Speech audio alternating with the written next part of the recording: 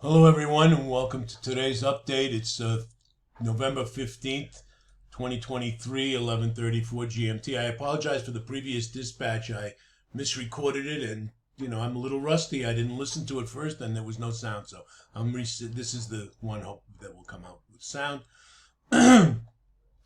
Today's update is that, Eilat has come under fire heavily recently from missiles fired from Yemen, from the Iranian proxies, the Houthis, whom the Saudi Arabians are most feebly trying to combat in their own backyard. They're doing a miserable job despite being armed to the teeth. They're actually armed quite literally as well as the Israelis with U.S. arms. But they're constantly blowing up weddings and bar mitzvahs. They don't know what they're doing. In our stretch of the woods, the operations are going better and better in Gaza.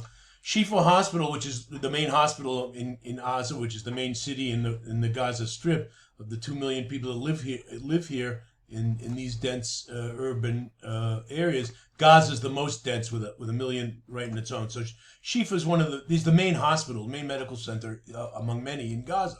It's long been known that that's been the underground hideout of the enemy during wartime, and finally the Israelis are moving in.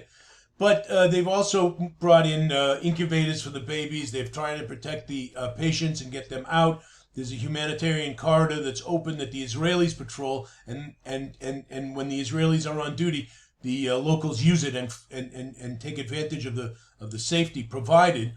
The Israelis have also agreed to let UNRWA, the United Nations Works and Relief Agency, whose only relief is provided to the Palestinians. UNRWA only exists to aid the Palestinian people. It's their only client.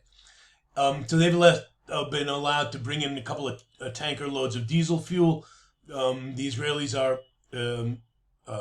pretty much going to fight it out in the hospital itself. I don't know how that's going to work. We're not going to get many details on it, but they're certainly not going to let the enemy get away when they're this close. In the meantime, there's 800 vehicles loaded with relief aid for Rafah. The field hospital that the Israelis and the Jordanians have provided are functioning at Rafah. Kerem HaShalom, which also has come under attack from rockets in Gaza, is also the source of relief aid coming into the region as well. What is interesting at the moment is that the proxy in the north is sitting on its hands.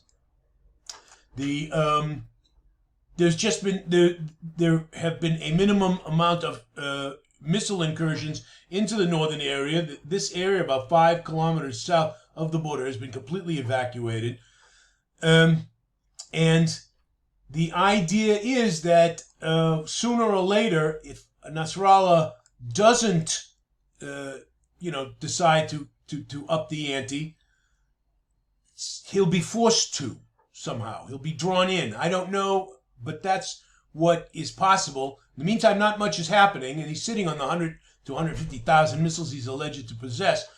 400 or so are understood to be able to reach Eilat and everything in between. So this is a formidable threat that the Israelis would like to see removed. Israelis and everybody else in the region, by the way, make no mistake, the whole Abraham Union, of the Abraham Accords, would be happy to see the Israelis remove the Hezbollah from here. Not to mention the Lebanese themselves, but let's not bite off more than we can hope, attempt to really chew. But that's what's happening in the region, ladies and gentlemen. The north is quiet.